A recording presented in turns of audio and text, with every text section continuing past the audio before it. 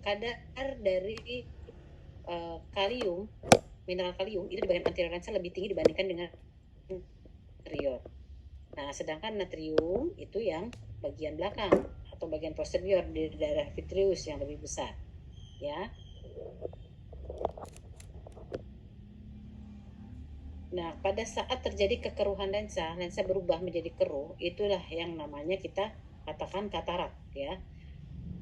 Di sana penyebabnya degeneratif umumnya. Selain tentu ada penyebab yang tik, obat-obatan dan lain sebagainya, tapi secara umum penyebab utamanya adalah degeneratif. Di mana setelah terjadi kekeruhan ya tentu visual aksis tempat jalan masuknya cahaya itu tidak dapat lagi dilalui dengan baik sehingga penderita tidak bisa melihat dengan jelas karena lensa yang keruh itu sulit sekali untuk ditembus oleh cahaya sehingga cahaya tidak dapat mencapai retina dengan normal, ya, sehingga bayangan yang dihasilkan di retina itu menjadi kabur. Ya, makanya pasien katakan, "Dok, saya buram, dok, saya kabur," gitu ya. Selain itu, lensa juga menjadi keruh akibat mulai menurunnya fungsi dari kapsul lensa. Jadi terjadilah hidrasi cairan lensa. Jadi cairan dari luar, dari aqueous itu masuk ke dalam lensa dan terjadi denaturasi dari protein lensa. Itu terjadi karena usia.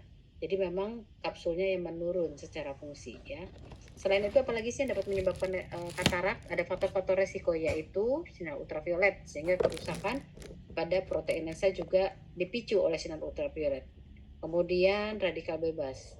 Kemudian penyakit diabetes mellitus, ya. Jadi diabetes mellitus itu dia adalah kadar gula yang tinggi dalam darah sehingga aqueous humor yang merupakan hasil filthy dari darah yang ada di badan siliar itu juga mengandung kadar gula yang mungkin tinggi sehingga dia masuklah ke dalam lensa dan protein lensa juga jadi cepat pecah.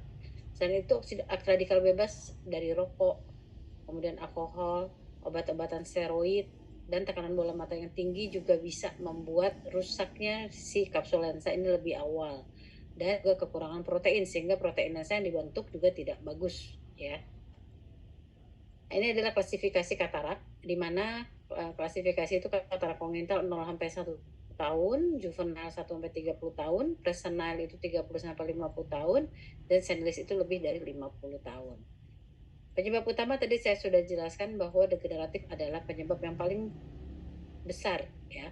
Kemudian kongenital, penyakit sistemik, ya, seperti diabetes mellitus, hipertensi, hipotiroid, penyakit lokal. Jadi kalau infeksi pada mata itu akan mengganggu stabilitas dari nutrisi lensa, mengganggu kondisi yang normal sehingga makanan lensa nggak bagus, seperti kalau ada sesuatu di aqueous seperti infeksi di uveitis, ya, glaukoma sehingga dia menekan kapsul lensa sehingga kapsul lensanya rusak sehingga nutrisinya tetap tidak maksimal, jadi protein-protein lensa menjadi rusak.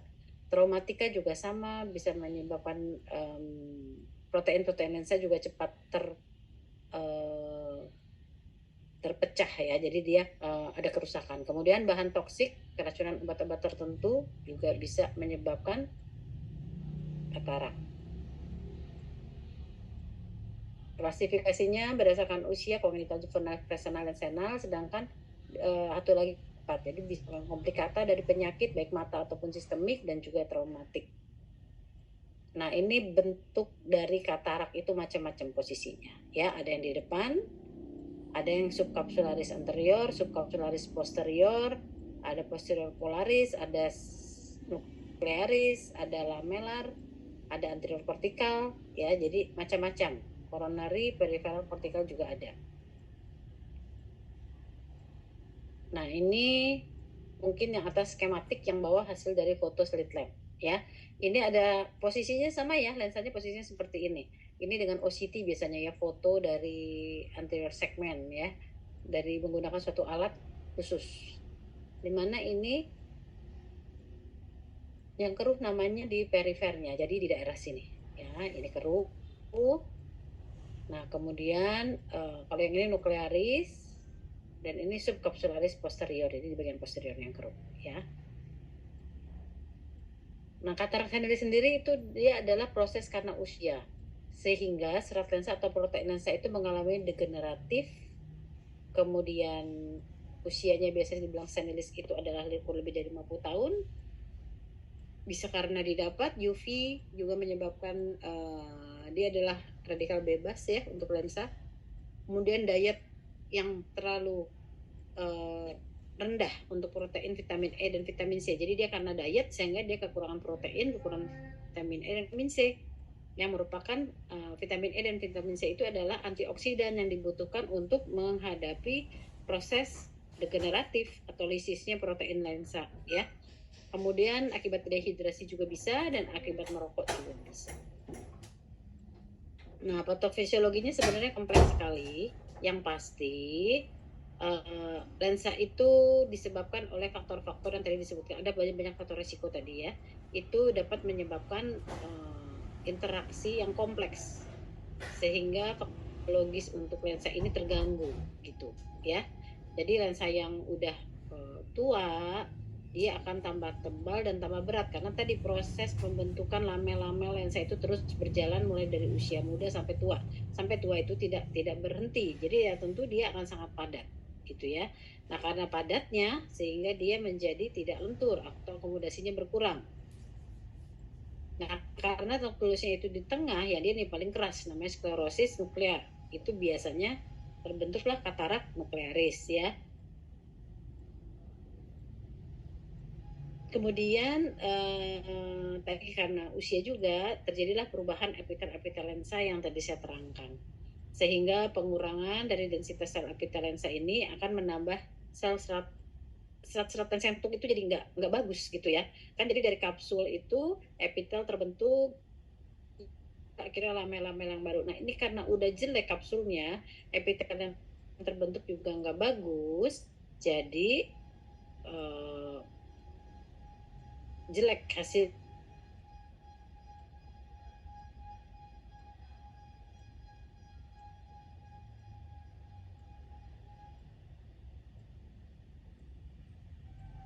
mengalami gangguan akibat kekurangan dari vitamin dan antioksidan. Jadi karena vitamin dan antioksidan ini fungsinya untuk mempertahankan suatu enzim yang penting untuk mempertahankan kondisi protein, ini karena suatu kondisi yang karena udah usia atau diet tadi sehingga vitamin antioksidan ini turun, ya dia tidak dapat mempertahankan enzim tadi sehingga terjadilah proses oksidasi ya. Jadi karena antioksidannya kurang, proses oksidasi di lensa meningkat sehingga terbentuklah katarak. Nah, jadi karena antioksidan yang fungsinya dia untuk mempertahankan fisiologis dari lensa ini dia kurang, antioksidannya kurang, sehingga radikal bebas yang diikat oleh antioksidan ini menjadi lebih banyak yang bebas ya, sehingga menyebabkan peroxidasi lipid membran membentuk malondialdehid yang membentuk ikatan silang protein dan lipid. Jadi yang ini secara kompleks biokimia itu harusnya protein, lipid dan lipid, tapi karena radikal bebas yang datang dari luar itu membuat protein dan lipid ini terjadi ikatan silang, jadinya rusak proteinnya, agregasi ya, pecah, sehingga yang pecah adalah namanya protein kristalin. Nah, protein kristalin ini dia adalah protein yang berfungsi untuk mempertahankan kejernihan lensa. Jadi kalau protein kristalinnya ini rusak, ya sudah, berarti lensanya juga akan menjadi keruh ya. Kurang lebih seperti itu. Memang kompleks ya, jadi memang aduh kok rumit amat sih. Iya, betul, memang rumit ya. Ini yang tengah adalah proses fisiologi katarak usia ya, karena usia, terus paparan dari UV tinggi, radiasi dan toksin-toksin bisa masuk dari makanan ya, jangan salah ya, makanan-makanan yang tidak bagus, yang tidak tinggi antioksidan itu bisa menjadi toksin. Kemudian terjadi denaturasi dan tadi yang ceritanya protein pemberikatan, jadi terjadi denaturasi protein dan terjadi abnormalitas dari struktur kristalin lensa. Tadi saya sudah jelaskan. Kemudian densitas itu karena dia udah tua, jadi tambah banyak isinya itu lensa, jadinya dia tambah padat ya, tambah padat, ada pigmentasinya gitu ya, kemudian mengeras gitu ya. Nah, terus terjadilah kekeruhan dari kristal lensa ini dan terbentuklah katarak. Ini usia. Dari kiri itu adalah kondisi penyakit, baik itu gastro, atopik, dan lain-lain, termasuk ocular disease, juga menyebabkan dari kristal lensa ini. Dari yang kanan itu karena trauma, karena operasi, karena akibat kongenital ya.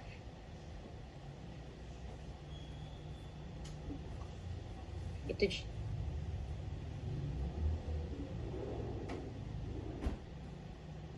menyebabkan kontrasensitivitas berkurang dan kemudian menjadi miopik ya. Jadinya makanya orang kadang-kadang saya tambah sehat kok matanya membaca nggak perlu pakai kacamata lagi, padahal itu sudah proses pembentukan katarak. Kemudian terjadi glare dan halo karena pantulan-pantulan dari cahaya akibat kekeruhan yang ada di lensa, sehingga pada malam hari tentu dia akan kesulitan pada saat menjadi driver ya. Kemudian hipermatur terjadilah terus dia bergerak untuk menjadi pematangan ya. Nah pada saat itu terjadilah kontak atau penempelan iris dengan trabecular meshwork ya, karena mungkin terutama pada imatur ya. Kemudian terjadilah penutupan dari sudut bilik mata depan, namanya glaukoma sudut tertutup sekunder ya. Gejalanya apa aja sih? Tentu buram, berkabut, berasap, itu udah klise ya, udah sering sekali dan kalian udah hafal. Dan kemudian penglihatan membaik pada malam hari, silau bila terkena cahaya langsung, dan diplopia monokuler ya. Kemudian gejala objektifnya tentu pada saat kita periksa visus dia turun, dia silau atau fotofobi, adalah kokori, pupilnya putih, ada shadow test, dan refleks fundusnya juga turun. Nah, ini adalah klasifikasi katarak senilis, insipient, imatur, matur, dan hipermatur. Tentu semakin matur itu visus semakin buruk ya. Kekeruhan semakin tebal ya. Besarnya itu yang normal dengan yang insipient itu sama ya. Normal, insipient sama matur itu sama, tapi imatur itu akan karena ada hidrasi cairan dia menjadi menebal. Sedangkan hipermatur karena adanya permeabilitas meningkat dari kapsul lensa, jadi konteksnya yang mencari itu keluar, jadi dia turun untuk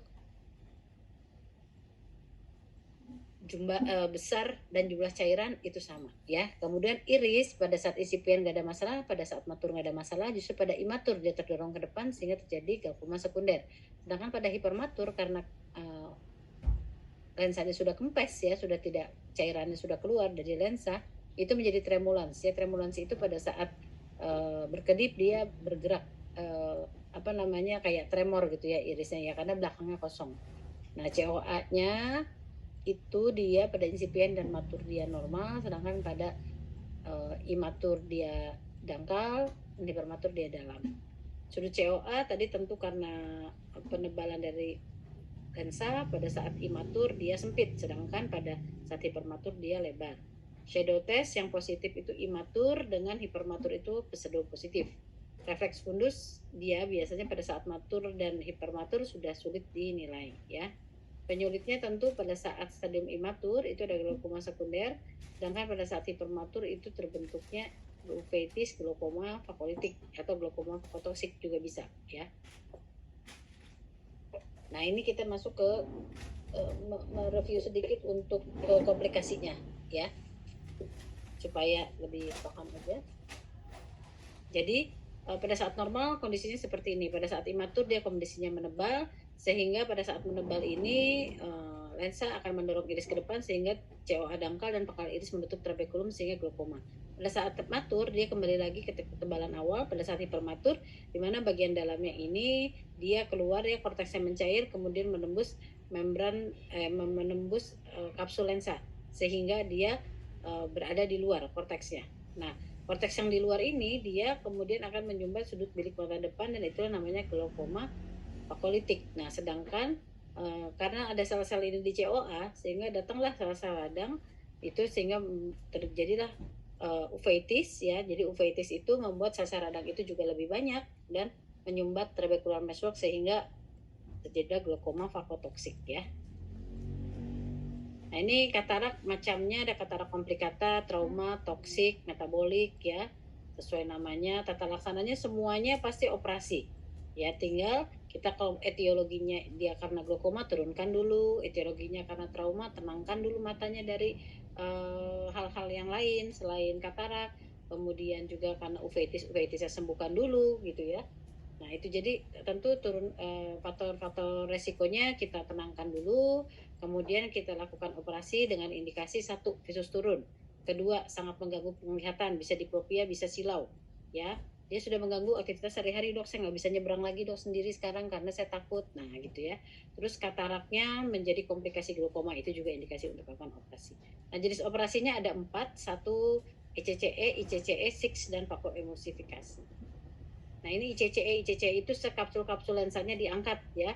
Jadi lensa dengan seluruh kapsul diangkat sehingga nanti lensanya IOL-nya itu ditaruh di anterior ya, di COA. Nah, ini skematiknya kalau ini mengangkat seluruh lensa di sini. Nah, ini yang sebelah kanan ini dia dikeluarkan dan ini dia harus menggunakan kacamata yang tebal bila tidak kita tanam lensa intraokuler di anterior segment ya. Dia harus di anterior segment karena dia nggak bisa lagi di posterior karena kapsulnya kan udah diangkat.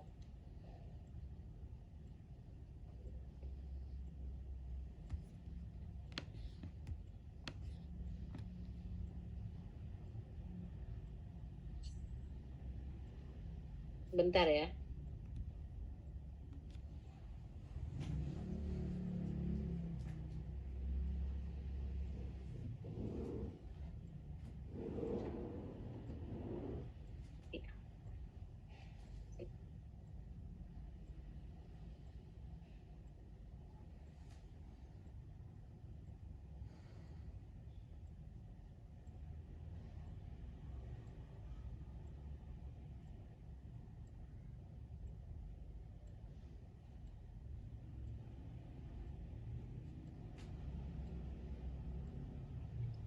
Kita lanjut ya.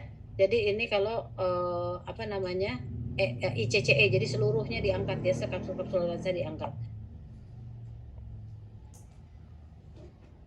Nah, ini ECCE, jadi kalau ini hanya mengangkat di dalamnya saja, jadi nukleus, korteks itu diangkat semua. Tapi kapsulnya tetap disisakan. Jadi kita buka dulu kapsulnya, kemudian kita ambil lensanya, ini ECCE ya. Kemudian ini sisa-sisa korteksnya kita irigasi aspirasi, kita tanamlah lensa itu di dalam kapsul ya. Nah, kemudian diposisikan dan kemudian dijahit ya. Tapi ini lensanya betul-betul utuh dikeluarkan selain kapsulnya ya, dalam kondisi tidak dibelah. Nah, kalau six itu dibelah. Ada sixnya nggak di sini ya? Oh, nggak ada. Kalau six itu dia dibelah. Jadi kalau six itu dia ini dibelah. Jadi lukanya tidak perlu sebesar 1 cm, dia cukup 5 mili ya. Ini dibelah, jadi dikeluarkan sebagian-sebagian. Kalau six itu bedanya. Nah, kalau Vako itu tidak dikeluarkan secara utuh, jadi kita pecah di dalam. Ya, kalau Vako itu dibuat apa namanya, kapsulnya dilubangin, ini kan kapsul utuh ya. Kemudian insisi sedikit hanya sekitar 2 mili, kemudian kapsul anteriornya dibuka ya, di sisi ya dibuka. Kemudian alat Vako ini dia memakan nukleus dan juga korteksnya secara emulsifikasi, jadi dihancurkan ya. Nah, kemudian ini seperti ini digerus-gerus-gerus sampai akhirnya habis. Kemudian setelah habis irigasi aspirasi, sisa korteks dibersihkan, kemudian diimplan lah foldable IOL ya. Foldable IOL dimasukkan, kemudian diposisikan seperti ini ya. Ini diinsert ya ke dalam ya. Nah, seperti ini sehingga lukanya hanya cukup 2 mili dan ini adalah cara yang paling baik sampai saat ini ya. Nah, ini bedanya kalau ini dikeluarkan secara utuh, sedangkan ini diemulsifikasi seperti ini ya.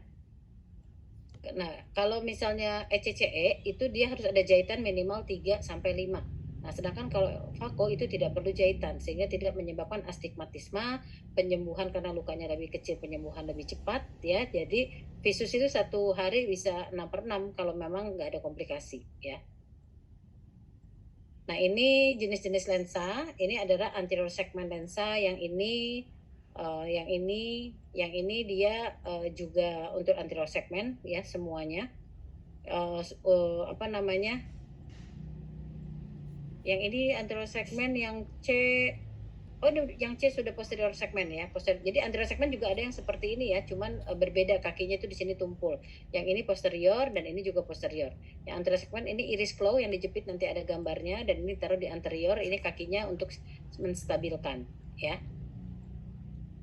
Nah, ini sekecil ini ya intraocular lens ya. Nah, ini single fokus. Ini untuk astigmat, dia ada aksisnya. Yang ini multifokal, jadi yang tengah ini untuk melihat jauh, yang pinggir yang tengah untuk melihat dekat, yang pinggir untuk melihat jauh.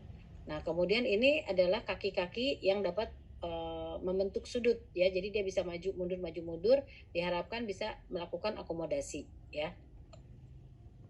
Nah, ini posisi lensa satu dia di depan. Di depan seperti ini dipasangnya. Ini yang iris flow tadi yang saya bilang ada gambarnya. Kalau udah seperti ini nih dia memblok pupil sehingga dibuatlah namanya iridektomi perifer ya, iridektomi perifer di mana irisnya digunting sedikit untuk jalannya aqueous supaya tidak terjadi glaukoma. Dan kalau ini ketutup kan terjadi glaukoma ya. Nah, kemudian ini yang ada tadi yang ada ekornya begini ya. Nah, yang ini ya, yang ini cuman ininya nggak kelihatan. Dia cuman kelihatan ini. Nah, ini tuh dia ada di limbus dia. Nah, ini ada di limbus seperti ini. Ya. Nah, kemudian ini multifocal lens yang tadi. Yang ini ya, multifocal lensa kelihatan ininya. Nah, yang ini di in the back. Monofokal. Ini in the back di sini, sedangkan kalau ini adalah di sulcus. Jadi biasanya kalau rupture posterior kapsul, di sini rupture. Nah, ini ditaruh di sulcus ini. Ya, ditaruh di sulcus supaya tetap bisa berada di posterior, karena gimana pun juga kalau ada di anterior itu sering sekali memicu untuk terjadinya glaukoma ya.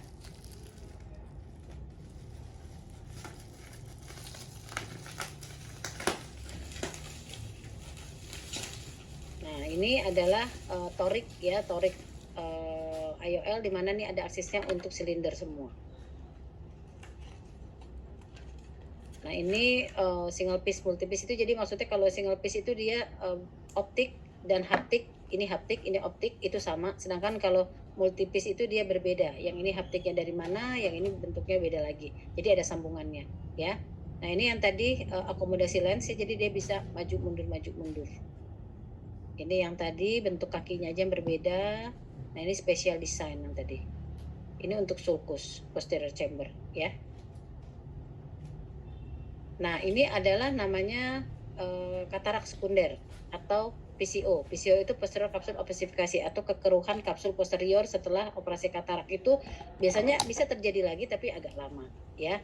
Jadi ini sel-sel epitel tadi memproduksi kapsul lensa-lensa yang keruh dia, tapi karena ada lensanya, lensa IOL, dia hanya bisa menempati bagian posterior dari IOL-nya ya. Jadi seperti ini secara skematisnya. Jadi ini dari depan dia diproduksi, dia jalan ke belakang.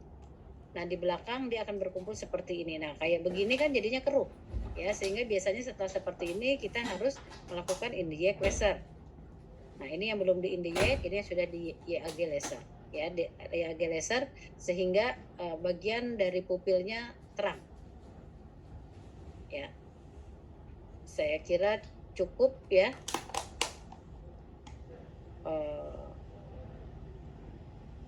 Apakah ada pertanyaan dari materi kataraknya?